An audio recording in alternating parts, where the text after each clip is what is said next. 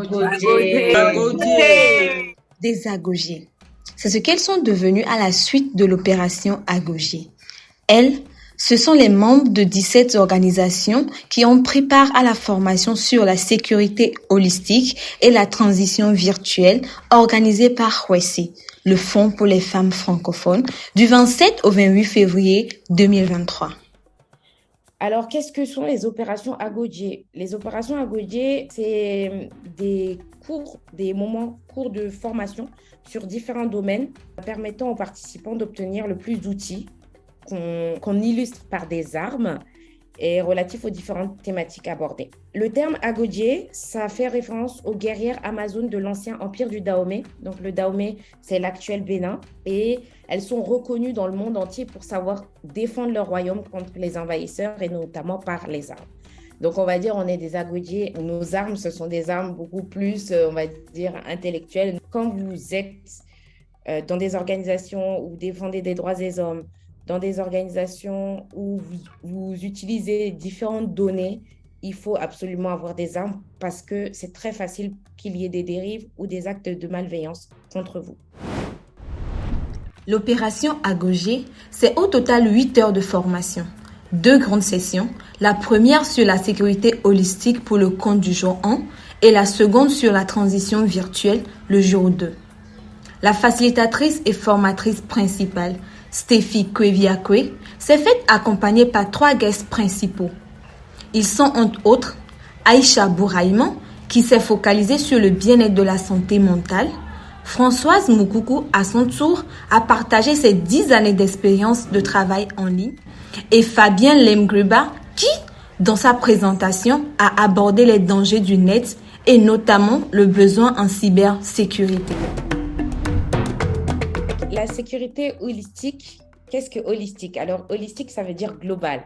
C'est-à-dire, on ne va pas se concentrer sur la sécurité des personnes, on ne va pas se concentrer sur la sécurité des biens, on ne va pas se consacrer seulement à la sécurité psychosociale. C'est vraiment, on le prend dans sa forme globale et on essaie de voir toutes ces dimensions.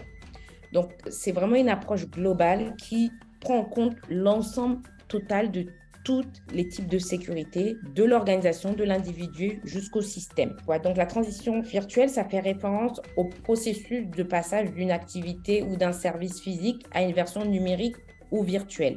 Pourquoi avoir accouplé, collé, mis en juxtaposition ces 2 concepts? Techniquement, il n'y a aucun lien direct parce que la sécurité holistique, c'est un concept à part, la transition virtuelle, c'est un autre. Mais ce qui les relie, c'est que si votre sécurité holistique n'est pas comprise, appréhendée et appropriée, c'est-à-dire vous ne l'êtes pas appropriée, vous n'avez pas déjà réfléchi à ça, lorsque vous allez faire votre transition virtuelle, elle sera biaisée. Elle sera mal faite. Il y aura peut-être des soucis. Pourquoi? Parce que vous n'aurez pas ces procédures, ces garde-fous, cette vision que la transition virtuelle, ce n'est pas juste un changement. C'est beaucoup plus que ça. Ça engage beaucoup plus que ça. Ça engage vos données, ça engage votre sécurité personnelle, ça engage votre sécurité aussi mentale. Le thème sécurité a été abordé au cours de ces jours de formation sur 3 dimensions spécifiques, notamment sécurité physique, sécurité virtuelle et sécurité psychosociale. L'objectif de cette formation était de doter les organisations défenseurs des droits des femmes d'outils pour se sécuriser elles-mêmes, sécuriser leur milieu de travail et réussir l'intégration progressive du numérique dans leurs activités quotidiennes. À l'entame de la formation, Madame Steffi Kweviakwe a introduit le thème de la sécurité holistique et a donné aux participants quelques outils nécessaires. Du coup, l'arme, cette autre arme, c'est l'élaboration d'un plan de sécurité. Donc ça doit reprendre tous vos outils, là, tout ce qu'on a vu avant. Donc on a vu le fait de décider qu'est-ce qu'on fait pour une situation donnée, la cartographie des acteurs, la cartographie des informations et du coup, vous en faites un vrai plan de sécurité qui peut être accompagné par exemple par une politique de sauvegarde, donc safeguarding. Vous vous dites qu'est-ce qui est bon, qu'est-ce qui est fait, quelles sont les procédures lorsqu'il y a une agression verbale, sexuelle, voilà, vraiment ça détaille tout. Et ça, pour le coup, vous pouvez vous faire accompagner d'un expert qui va vous accompagner à faire cette politique de safeguarding et tout ce plan de sécurité holistique. Une autre arme qui est indicateur de sécurité partagé et analyse. Donc, les indicateurs de sécurité, ils vont relever tout ce que vous remarquez et qui peuvent avoir un effet sur votre sécurité. Donc, il faut habituer les équipes afin qu'elles puissent utiliser cet outil-là. Au début, ça peut être avec des jeux de rôle, vous mettez des situations et vous en définissez ça. Et donc, la chose la plus importante, c'est de faire enregistrer, de partager cet indicateur de sécurité. Donc, vous mettez la date, l'emplacement, signalez par, les détails, et voilà, qu'est-ce que vous prévoyez faire. Exemple, il y a une personne de l'organisation qui voit qu'il y a toujours la même voiture rouge qui est toujours devant le siège et qui part que quand vous partez. Et bien, cette personne doit le remonter à travers ce registre. Parfois, et là on l'avait vu dans le diagnostic, des organisations n'ont aucun système de remontée des données. Par ce document-là, il y a ce système de remontée de données. Et ça permet d'être vigilant et d'être au courant de tout ce qui pourrait avoir un effet sur votre sécurité. Ensuite, c'est au tour de Madame Aïcha Bouraïma de faire un focus sur la santé mentale et de fournir aux membres des organisations participantes les outils nécessaires pour obtenir un équilibre entre la vie professionnelle et la vie personnelle. Équilibre de vie. Nous sommes des humains avant tout. Quelle que soit la passion, le métier que nous faisons, nous sommes des humains. Vous êtes une femme, un homme, vous avez une famille ou pas. Vous avez vos contraintes personnelles et on définit très souvent notre quotidien par l'activité professionnelle, pour tous ceux qui travaillent, bien évidemment. Parce que ça prend une grande partie de nos journées, une grande partie de notre vie, même si un législateur, dans le cadre du pays où je suis, décide qu'on peut arrêter de travailler à 60 ans ou dans d'autres pays, 65 ans. Une fois qu'on a commencé par travailler, on travaille toute sa vie. En moins qu'on perd l'intérêt d'une activité au fur et à mesure, évidemment, l'âge faisant.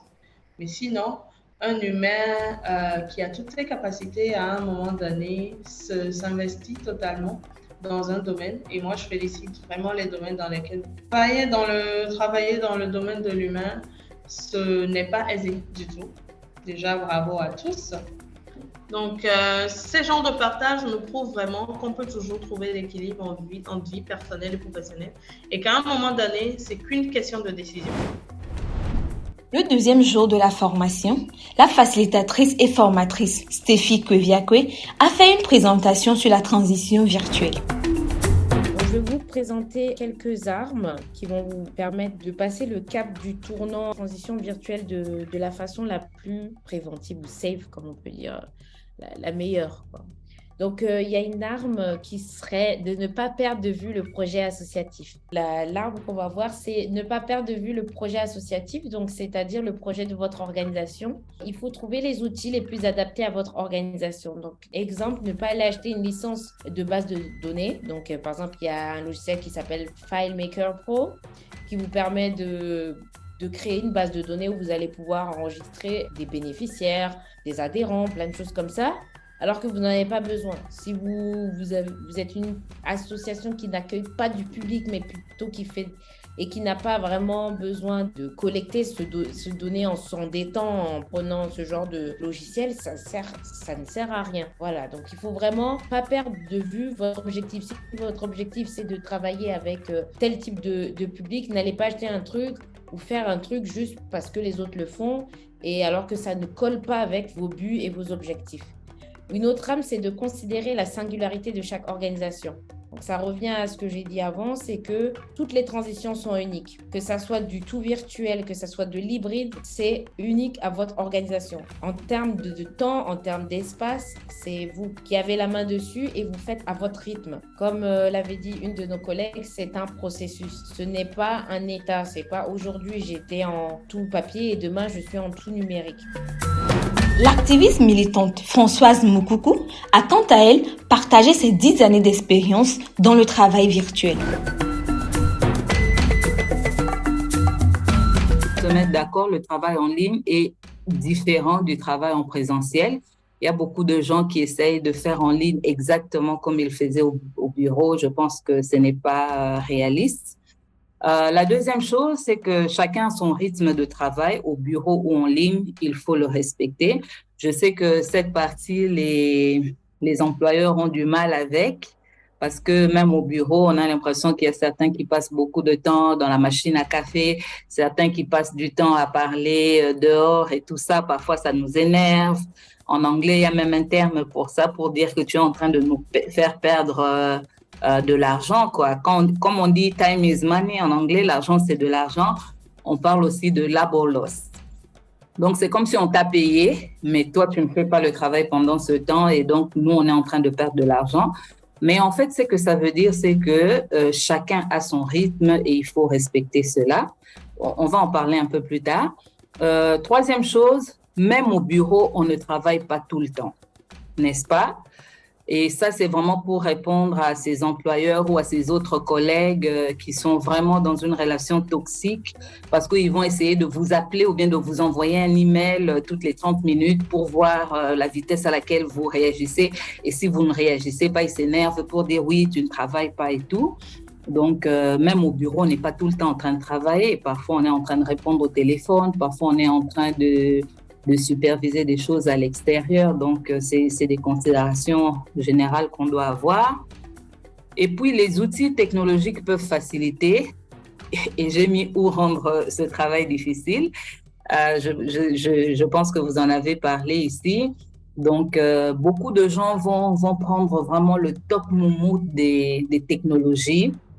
Ils vont prendre Apple, ils vont prendre des choses dernier cri, mais sans se demander est-ce qu'il y a quelqu'un qui maîtrise cela, est-ce que ergonomiquement ça marche avec notre vitesse d'Internet, c'est-à-dire toutes les images, tout, hein, le poids de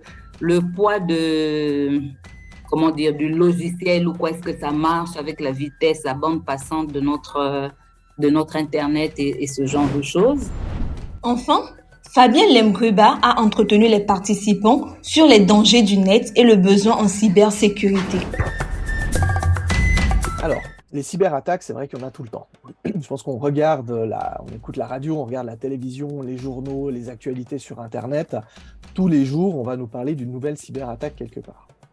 Mais alors, s'il y a tellement de cyberattaques, c'est aussi intéressant de comprendre qui sont les acteurs malveillants. C'est-à-dire qu'il y a bien des gens qui commettent ces attaques de l'autre côté de la chaîne. Alors, pour le faire simple, on va dire qu'il y a 3 grandes catégories. La première, c'est ce qu'on appelle les script kiddies. Alors pourquoi script kiddies? En fait, c'est les jeunes, entre 12 et 15 ans. Ils vont aller sur Google, ils vont aller sur YouTube, ils vont chercher comment conduire une cyberattaque et ils vont suivre le tutoriel vidéo. C'est une formation, quoi. Une formation en ligne. Des fois ça marche, des fois ça marche pas. Alors la majorité du temps, ça ne fonctionne pas. Mais ça me rappelle quand même une histoire, ça fait quelques années maintenant. Je travaillais avec une entreprise et on a un client qui a été victime d'une cyberattaque. Vendredi, fin de journée. Vous pensez bien, on va pas faire une attaque le mardi à 11h. Non, on va toujours faire des attaques le vendredi en fin de journée. C'est-à-dire qu'il n'y a plus personne, c'est parfait. Donc cyberattaque, on fait une petite investigation, on essaie de comprendre ce qui s'est passé et on retrouve ce qu'on appelle l'adresse IP. Donc l'adresse IP, c'est le numéro qui désigne chaque machine connectée à Internet. À l'aide de ce numéro, on a pu retrouver qui était le titulaire de la ligne Internet, qui était derrière le raccordement, et on a pu aller. Donc on arrive, on toque à la porte, un homme nous ouvre, il y a la cinquantaine. Et on commence à lui dire « Ah bah, cyberattaque, etc. » Et très surpris, on dit « Ah bah, amenez-nous à votre ordinateur. » Et quand il nous amène à l'ordinateur, il dit bah, il faut l'allumer. Et quand il allume, il faut taper le mot de passe. Et la personne, elle commence à baisser ses lunettes, elle regarde le clavier et puis elle fait schlank, schlank, schlank. J'appelle ça la technique de l'aigle. Et là, je regarde mes collègues, je le regarde, je dis il est très très fort, très très très bon. Et non, en fait, il y en a un truc qui ne jouait pas. La personne me dit ah non, attendez un instant, je vais chercher ma fille, c'est elle l'experte. Et sa fille arrive, 14 ans. Et en fait, c'est elle qui avait conduit la cyberattaque. Elle avait trouvé des informations sur comment mener à bien une cyberattaque sur Internet. Et quand elle a dû chercher une cible pour essayer, pour le fun d'essayer, elle regarde sur le bureau de son papa et il y avait une lettre avec l'entête du nom de la société et elle a juste essayé. En résumé, l'opération Agogé a été un excellent moment de partage et de discussion fructueuse entre les formateurs et les participants. Moi, d'hier à aujourd'hui, ça m'a permis de mieux m'outiller, savoir comment je vais gérer mes données personnelles pour ne pas les perdre d'abord. Ensuite, avec tout ce qui a été dit, j'essaierai de les protéger de mon mieux. Parce que je retiens aussi qu'il n'y a pas de formule, il n'y a pas de formule adéquate pour la conservation, mais avec tout ce qui a été dit, ça me permettra de gérer au maximum possible pour ne pas avoir de désagréments par la suite. C'est juste que, en tout cas, je dis bravo à Rosé parce que pour ma part, ce n'était pas la première fois que je participe à une formation sur la sécurité holistique. J'en ai déjà fait 2 autres, mais c'était par des anglophones. Je vous assure que je suis sortie de là, je n'avais rien compris. Déjà qu'il fallait utiliser les traducteurs et autres. Mais avec Rosé, je ne sais pas si c'est la part des formateurs, mais en tout cas, j'ai trouvé la formation beaucoup plus fluide, beaucoup plus facile. En tout cas, ils ont su utiliser les études de cas, c'est-à-dire une façon de transmettre un peu plus simple. Et moi, personnellement, ça m'a beaucoup aidé, surtout avec Madame Aïcha hier, en ce qui concerne la sécurité psychosociale. J'ai beaucoup apprécié et il y a déjà, j'essaie de faire une introspection pour voir quels sont les points peut-être de ma vie privée que j'aimerais déjà changer et au niveau organisationnel aussi. En tout cas, merci beaucoup à Rosé pour ce soutien technique que Rosé ne cesse de nous montrer, de nous donner à nous, les organisations de la société civile qui défendons les droits des femmes. Merci beaucoup. Merci Stéphie. À la suite des autres participantes, je fais un big up à Rosé pour l'accompagnement. Mais je voudrais tirer aussi des leçons que nous avons apprises, de nouveaux besoins. De nouveaux besoins, nous sommes en télétravail. Nous nous mettons davantage en télétravail. Nous avons maintenant le suivi, évaluation des activités que nous menons avec ce nouveau mode. Comment est-ce que nous allons nous en sortir pour que les résultats soient vraiment au rendez-vous? Si une thématique là-dessus peut nous être aussi développée, ça nous intéresserait et ça nous renforcerait davantage. Nous serions de plus en plus résilientes. Merci beaucoup. Les opérations Agogier, ce sont de courts moments de formation virtuelle sur différents domaines, permettant aux participants et aux participantes d'obtenir plus d'outils dans les domaines abordés. Cette formation sur la sécurité et la transition virtuelle est une première d'une série des opérations Agogier, s'inscrivant dans le cadre du programme de renforcement de capacité de Rosé. Yeah! Agogier.